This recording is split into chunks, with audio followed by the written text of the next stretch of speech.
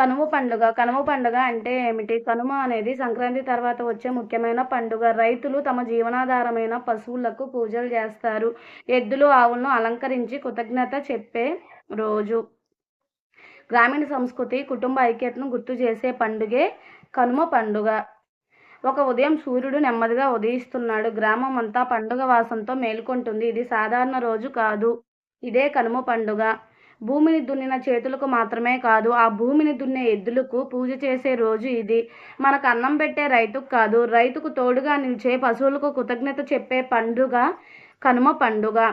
ఇంటి ముందు శుభ్రం చేయడం, రంగురంగుల ముగ్గులు వేయడం, ఆవులు, ఎద్దులకు స్నానం చేయించి, కొమ్ములకు రంగులు, మెడకు గంటలు కట్టి వాటిని చూస్తే దేవతలే భూమిపైకి దిగి వచ్చినట్లు ఉంటుంది.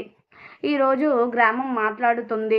ఎద్దుల అడుగుల శబ్దము, పిల్లల నవ్వులు, పెద్దల ఆశీర్వాదాలు ప్రతి గాలిలోనూ సంబరంతో నిండిపోతుంది. ఇళ్లలో వంటకాలు తయారవుతాయి. కనుమ అంటే కేవలం పూజ కాదు, కుటుంబం, బంధం, ఐక్యత. ఒకే ఆకులో కూర్చొని తినే భోజనం. అదే మన సంస్కృతి. కనుమ మనకు గుర్తు చేస్తుంది మన జీవితాన్ని నడిపే ప్రకృతి విలువను. మనతో మాట్లాడలేని జీవులకు మనస్ఫూర్తిగా ధన్యవాదాలు చెప్పే రోజు ఇదే. అందుకే కనుమ అంటే ప్రతి జీవి పట్ల గౌరవం, సంప్రదాయాల పట్ల గౌరవం, గ్రామీణ సంస్కృతి అంటే ప్రేమ, మరియు మన భారతీయత అంటే మనకి ఎంతో ఇష్టం. ఈ కనుమ మీ జీవితాల్లో సంతోషం, శాంతి, సమృద్ధి నింపాలని కోరుకుంటూ అందరికీ హృదయపూర్వక కనుమ పండుగ శుభాకాంక్షలు.